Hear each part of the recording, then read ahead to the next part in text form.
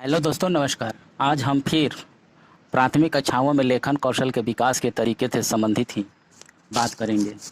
उसमें सबसे पहला आज जो हम बात करेंगे वह श्रुत लेख के बारे में बात करेंगे। श्रुति लेखन। श्रुत लेख का मतलब होता है सुनकर लिखना। इस तरह की प्रक्रिया में शिक्षक या शिक्षिका गद्यांश या पदांश के कुछ भागों को बोलते हैं और छात्र उसे लिखते हैं। श्रुत लेख में सुंदर लिखावट का सर्वाधिक महत्व नहीं दिया जाना चाहिए। अगर इसमें महत्व हमको देना है तो भाषा की शुद्धता पर देना होगा। इसका उद्देश्य छात्रों की श्रवण इंद्रियां जो है उसको प्रशिक्षित करना है ताकि वह भाषा के शुद्ध रूप को सावधानी से सुन सके। इसके द्वारा बच्चे के हाथ, कान, मस्तिष्क की क्रियाओं में संतुलन स्थापित किया जाता है। उसकी स्मरण शक्ति का विकास किया जाता है। श्रुत लेख की शिक्षा के लिए अध्यापक को गद्यांश या पद्यांश चुनते समय इस बात का भी ध्यान रखने की ज़रूरत है कि वह न तो बहुत अधिक कठिन हो और न ही बहुत अधिक सरल हो। कुछ लोगों के मतानुसार श्रुत लेख वर्तनी शिक्षण के लिए भी आवश्यक है।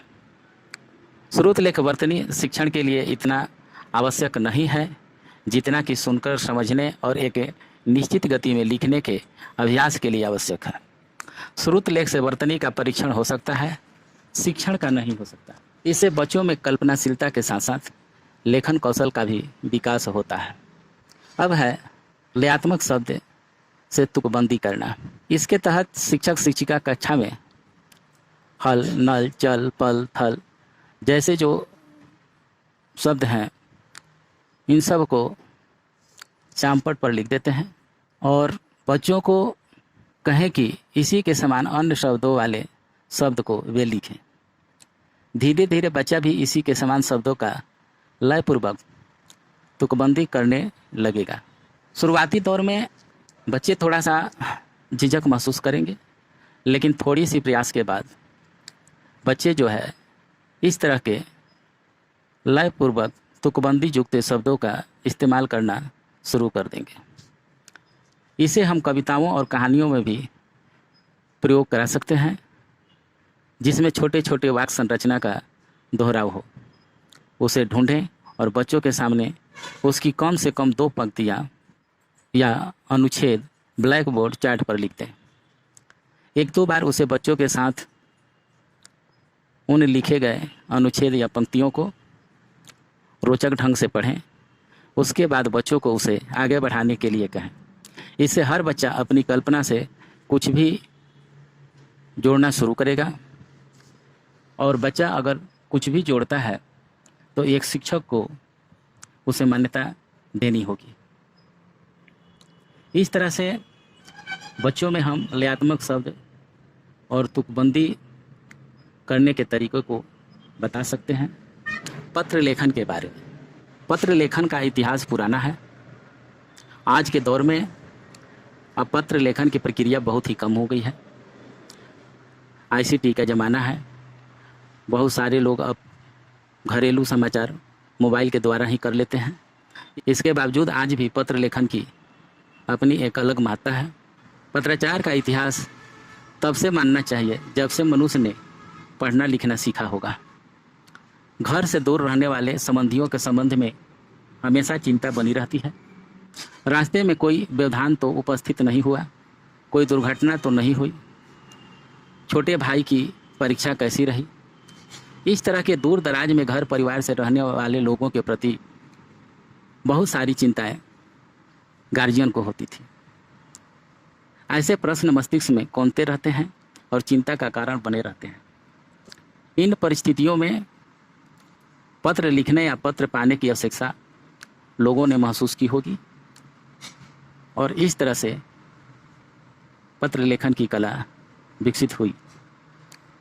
इस प्रकार के पत्र निजी, घरेलू या पारिवारिक स्तर की श्रेणी में आते हैं।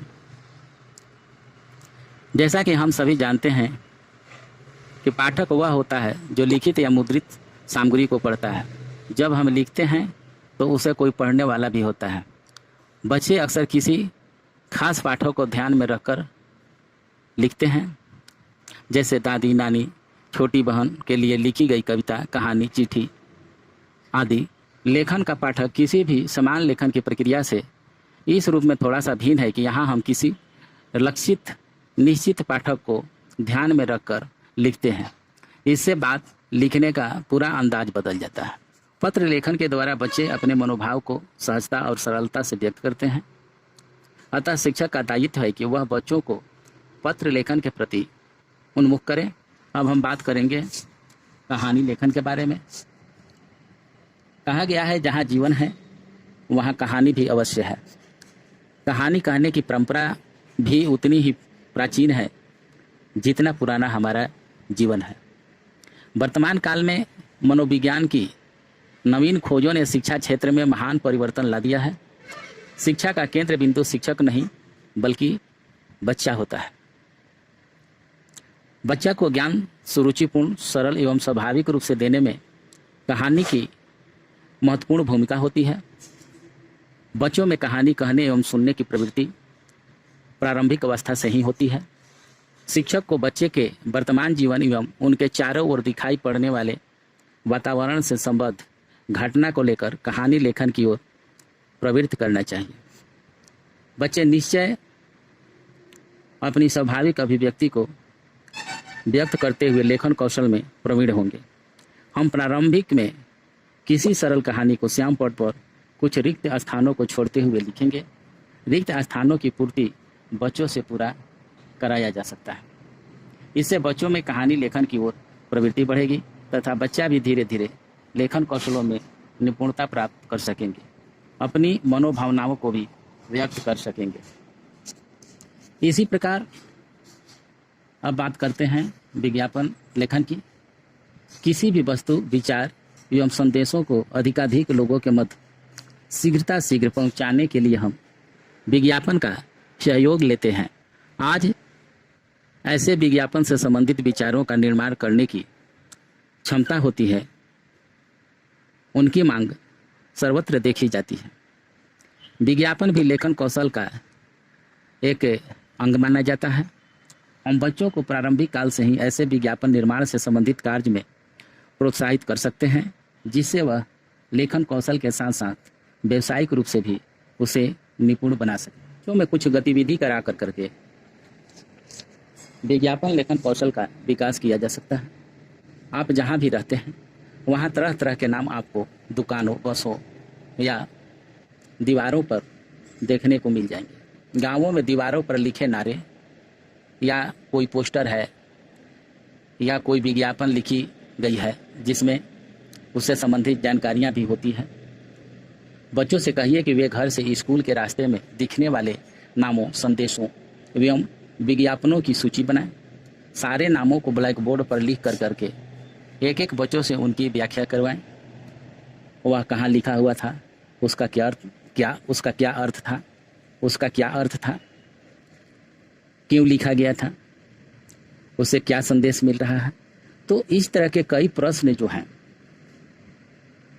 अगर उनसे किए जाते हैं और बच्चे जो उसके लिए जो एक सोच बनाते हैं, तो इससे उनके अंदर विज्ञापन लेखन की कला जो है उसके प्रति एक समझ बनेगी और वे विज्ञापन लेखन में दक्ष हो जाएंगे। अब इसी प्रकार है विभिन्न उद्देश्यों के लिए लिखना। आप हर जगह विविध कार्यों जैसे अनुमति प्राप्त करने, नामांकन कराने, अकाउंट, बैंक में अकाउंट खुलवाने के लिए, आरक्षण करवाने के लिए फॉर्म भरने की आवश्यकता होती है।